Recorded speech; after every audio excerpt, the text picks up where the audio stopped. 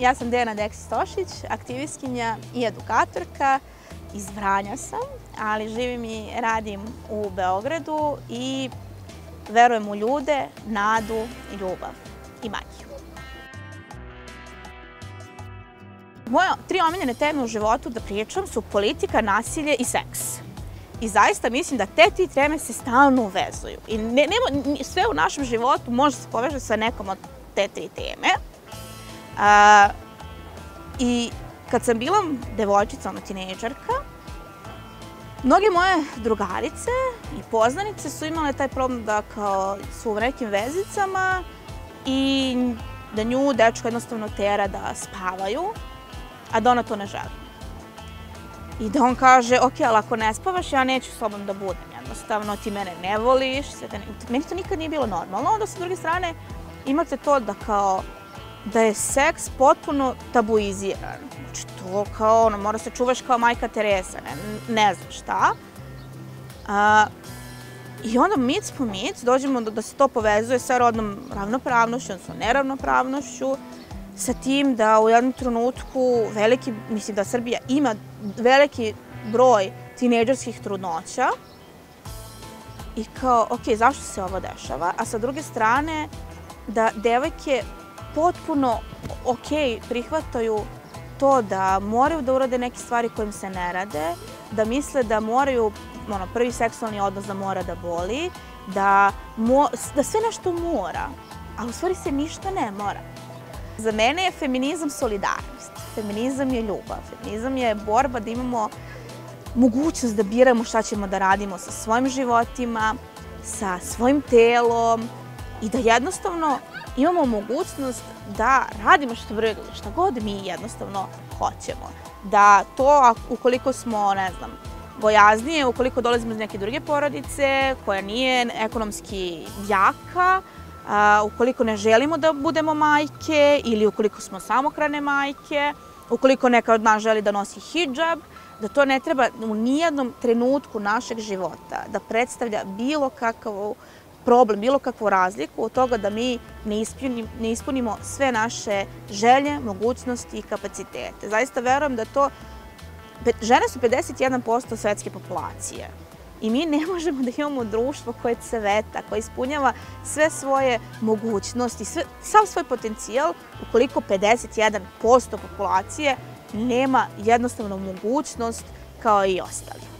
Nažalost, mislim da je položaj žena nekako vrlo tokenizovan. Ljudi bi rekli, dobro, žene sad imaju sva prava jednaka u Srbiji i ne bi pogrešili, ali i dalje su žene na neplaćenim pozicijama i dalje, ukoliko želite da dobijete posao, morate da izvršite neke, nazovimo, usluge. I dalje ne smete da kažete da na razgovoru za posao da želite da imate decu ili je potpuno normalno pitanje da li planiraš, da li imaš dečka, da li planiraš da se udaš, da li planiraš porodicu. I dalje žene ne smiju da prijave nasilje. I dalje se misli da je potpuno u redu i da je potpuno normalno da dobije tako nekad šamar. I dalje je potpuno očekivano da žena posle 8 sati posla dođe kući i onda rinta, bukvalno rinta, pere pegla, sprema ručak. I dalje sve pada na ženu.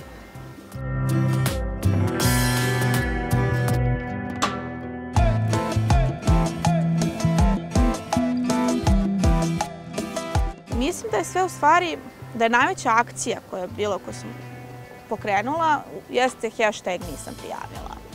U 3 dana više od 21.000 žena, samo na Twitteru, je koristilo hashtag da priča o svom iskustvu nasilja koje su preživele, a nisu nikad nikome prijavile. I mislim da je jako dobra stvar što se hashtag nisam prijavila desio.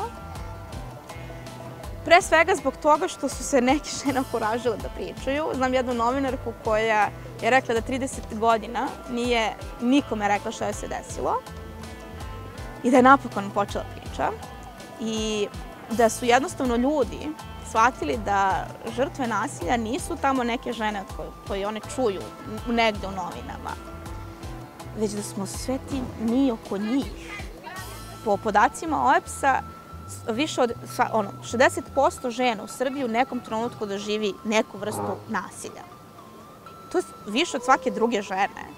Samo se pogledajte oko sebe i vidite 3 žene, jedna je sigurno u nekom trenutku bila žrtva neke vrste nasilja. U tom trenutku ja već 8 godina se bavim rodno zasnovanim nasiljem. Bila sam ambasadorka mladih u Evropskoj mreži žena protiv nasilja i znam sve red flagove. Kao ja držim radionice o tome kako da prepoznaš red flagove, kako da prepoznaš nasilnika i nasilje i kako da se izvučeš iz svega toga. Imam sistem podrške koji je neverovatan, imam resurse kao što su besplatna pravna pomoć, besplatna psihološka pomoć. I ja sam ta koja kaže drugim devojkama, nisi sama, nisi kriva, žrtva nikad nije kriva. A onda se nađem u jednoj takvoj poziciji gde ja vrlo dobro znam da to što se meni dešava je nasilje i ne smem nikome da kaže. Jednostavno se stidi. I to baš mnogo se stidi. I onda se desio slučaj sa Nininom sestrom, gde policija nije htela uopšte ni da uzme izjavu jednostavno, šta se dešavalo. I opet su bili komentari i to, zašto si ćutala 2 godine, zašto nisi prijavila. Sam rešila, okej, ja moram da prestanem, moram nešto da uradim, jer ne želim da budem licemerna. Evo zašto ja prva nisam prijavila. Tako sam napisala hashtag nisam prijavila, jer me je bilo sramota, jer mu je mama advokat.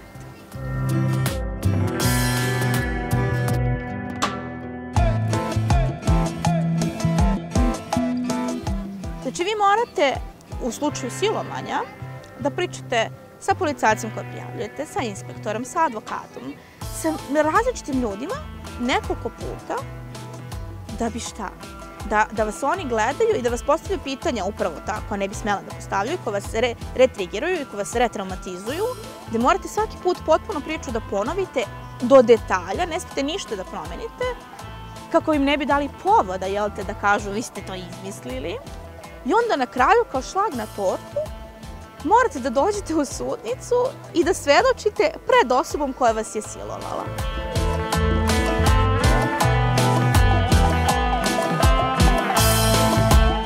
Kad imate generacijski tako da sve te stvari, da se predstavlja kao nešto prljavo, kao nešto što je bezobrazno, nepotrebno, što treba se skriva, ali opet je jednom delu populacije nekako primamljivo i koristi se kao transakcijska roba, onda dođemo do toga da jednostavno ne možeš da dobiješ posao ukoliko ne završiš tu neku uslugu.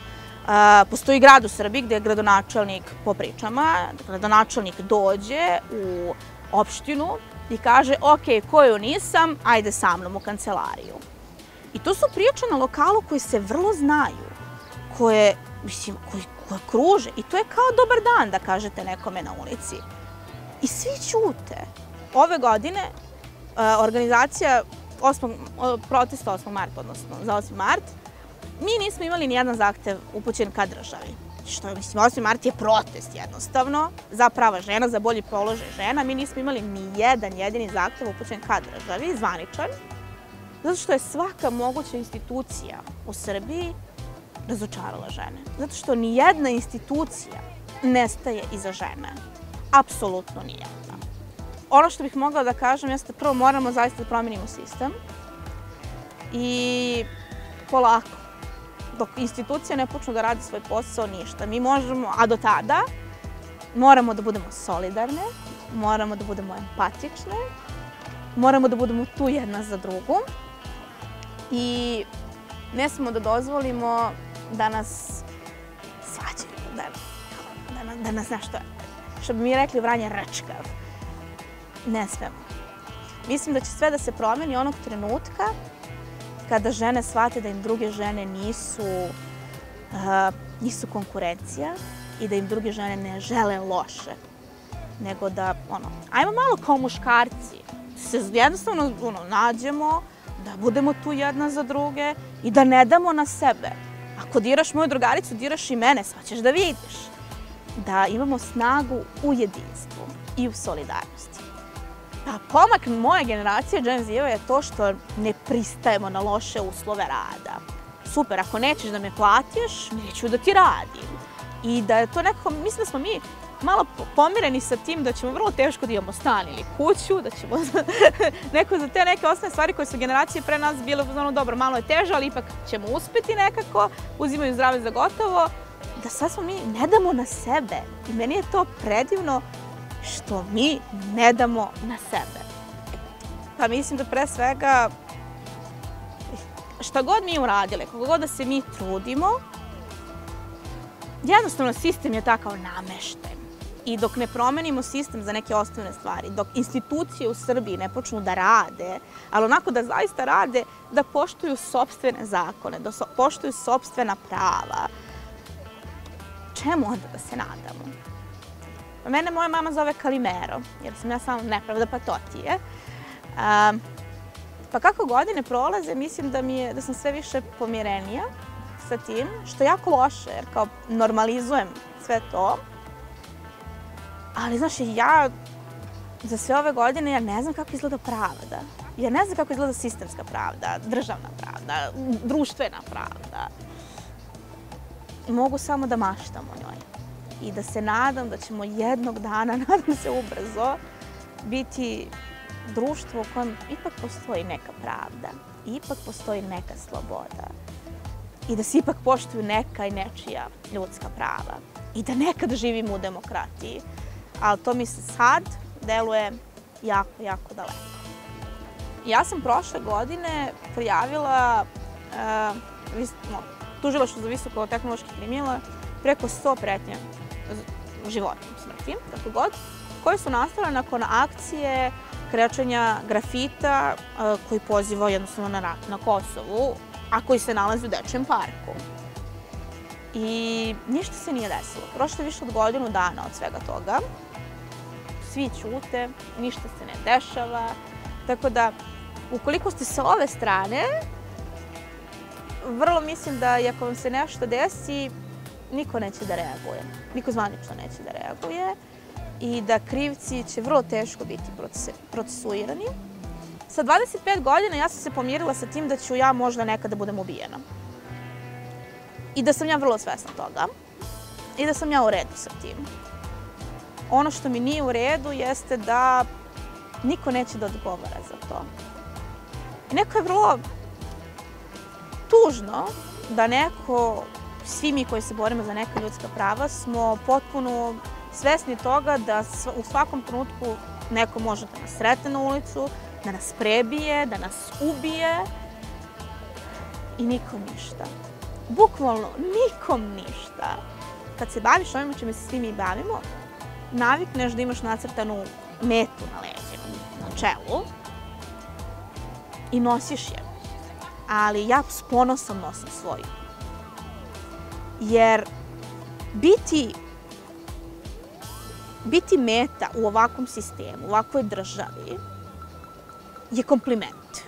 Vrlo mi znače sve te nagrade, posebno to što sam od Visokog komesarijata UN-a i Amnestija imenovana za najinspirativnu edukatorku o ljudskim pravima na svetu, baš za borbu za rodnu ravnopravnost i protiv nasilja nad ženama. Priznanje da nešto radim kako treba.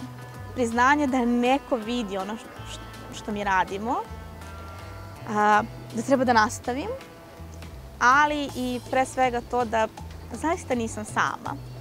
Iako sve ovo čime se bavimo, vrlo često imamo osjećaj da smo usamljeni u našoj borbi, ali u stvari nismo.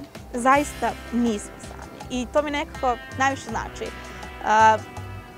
da, okej, ovakva je situacija trenutno možda u državi, u našem društvu, ali to ne znači da će uvek da bude tako. Hajmo da nastavimo. Samo da nastavimo borbu.